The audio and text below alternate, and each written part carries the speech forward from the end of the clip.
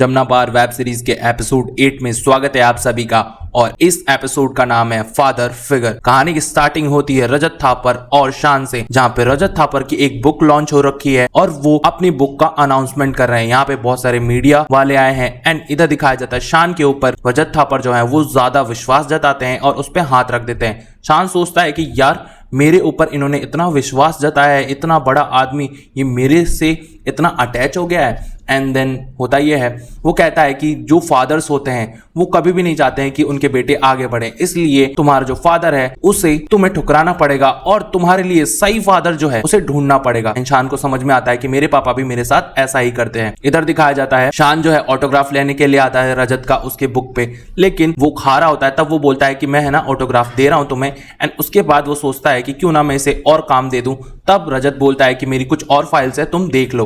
तब यहाँ पे फोन आता है शान के पास कि उसकी मम्मी जो है गिर गई है सीढ़ियों से और उनके हाथ में बहुत तेज लगी पड़ी है। शान बोलता है ऐसा कैसे हो सकता है और फिर वो फटाफट से आता है हॉस्पिटल की तरफ। इधर दिखाया जाता है शान की मम्मी जो है वो बैठी रहती है एंड शान के पापा बहुत ज्यादा गुस्सा कर रहे होते हैं उसकी मम्मी पे कि तू कूदती रहती है दिन भर, अब देख ले लगवा लिया ना, करवा लिया ना खर्चा। शान दौड़ा दौड़ा आता है हॉस्पिटल में। वो देखता है कि मेरी मॉम कौन से वार्ड में है एंड वो जनरल वार्ड में होती है। शान जनरल वार्ड में जाता है एंड देखता है उसकी मम्मी बेहोश पड़ी हैं क्योंकि नर्स ने उन्हें इंजेक्शन दी है दर्द कम करने के लिए। अब वो अपनी बहन को देख के लड़ने लग जाता है, उसकी बहन भी शान से लड़ने लग जाती है एंड ये दोनों पूरा हॉस्पिटल सर पे उठा लेते हैं। तभी वहां पे वार्ड बॉय बोलता है देखो ये तुम्हारा घर नहीं है और ना ही तुम्हारा कैबिन है, तो प्लीज यहाँ शांत हो जाओ वरना बाहर निकल जाओ। शान को गुस्सा आता है और कहता है कि मैं अभी लेके जाऊंगा अपनी मम्मी को, वो भी अच्छे हॉस्पिटल में। इसके बाद वो अपना कार्ड देता है रिसेप्शन पे, लेकिन उसका कार्ड जो है एंड हो जाता है एंड वो यूपीआई और कैश नहीं देख सकता था। इस वजह से शान को बहुत ज्यादा गुस्सा आता है और वो सबके पास फोन लगाता है, लेकिन कोई भी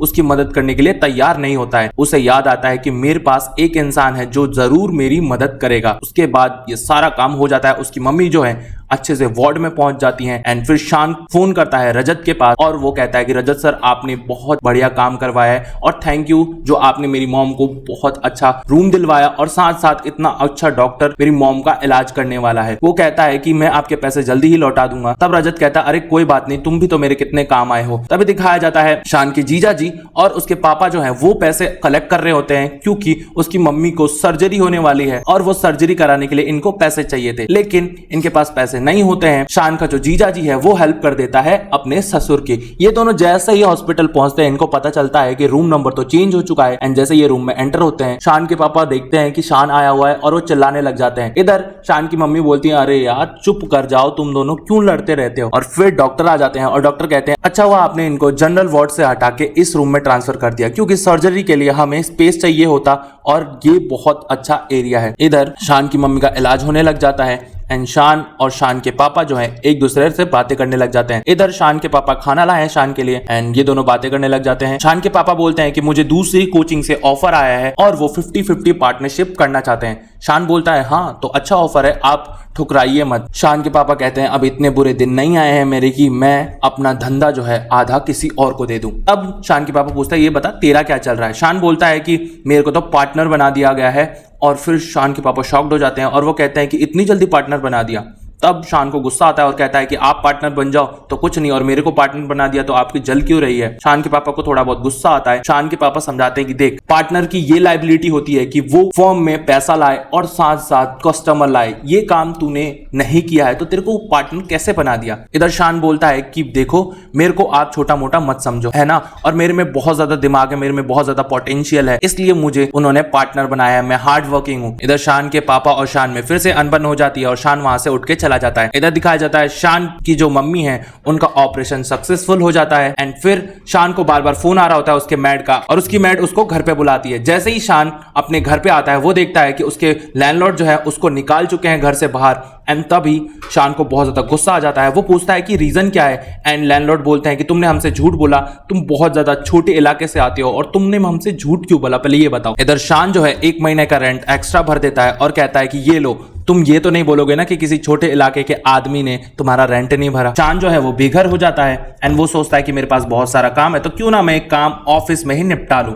एंड इसके बाद वो ऑफिस चला जाता है और वो काम करने लग जाता है रजत की फाइल्स पे। इधर दिखाया जाता है शान बहुत ज्यादा परेशान है कि अब मुझे क्या करना चाहिए एंड फिर वो बात कर लेता है रजत से और कहता है कि आपके जो फाइल्स है इसमें बहुत ज्यादा मिस्टेक्स हैं और एरर्स हैं, तो मैं आपसे मिलके बात करता हूँ। शान जब जा रहा होता है मेट्रो पकड़ने के लिए तभी उसकी मुलाकात उसके मैड से होती है और शान को गुस्सा आ जाता है और कहता है कि चैन नहीं मिला ना तुमको, तुमने चुगली कर दी ना कि मैं छोटे गांव से हूं। और फिर उसकी मेड बोलती है कि ऐसा कुछ भी नहीं है, मैंने चुगली नहीं करी, जिस दलाल ने तुमको फ्लैट दिलवाया था ना उसी ने 500 रुपए एक्स्ट्रा के चक्कर में तुम्हारी चुगली की है और वहां पे नई मेड और नया किराएदार भी आ गया, जाके तुम देख लो।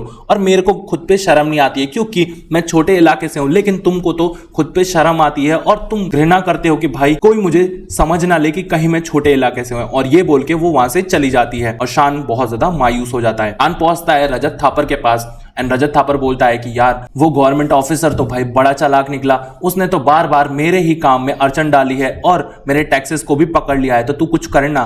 एंड वो बहुत ज्यादा परेशान हो जाता है और नीचे बैठ जाता है। तभी शान को वो बोलता है कि देख तुझे पार्टनरशिप साइन कर लेनी चाहिए और साथ साथ तू मेरे साथ भी पार्टनरशिप कर ले। तभी उसको ऑफर हो जाता है एक और पार्टनरशिप एंड शान सोचने लग जाता है कि अब मैं क्या करूं। इधर दिखाया जाता है शांतनु के पापा को और वो भी सोच रहे हैं कि मैं अपना जो कोचिंग है वो पार्टनरशिप में करूं या नहीं करूं। इधर दोनों बाप बेटे जो है पार्टनरशिप को लेके फंस जाते हैं और ये जो एपिसोड है यहीं खत्म हो जाता है। तो क्या लगता है आप लोगों को, शान के जीवन में और भी परेशानियां आएंगी या फिर शान बहुत बड़ा बिजनेसमैन बन जाएगा? ये देखने के लिए बने रहिए मेरे साथ और देखते रहिए जमुना पार, और चैनल को कर दीजिए सब्सक्राइब, वीडियो को कर दीजिए लाइक। रिमेनिंग एपिसोड्स देखने हैं तो प्लेलिस्ट आपके सामने आ रही है, क्लिक कीजिए और एंजॉय कीजिए।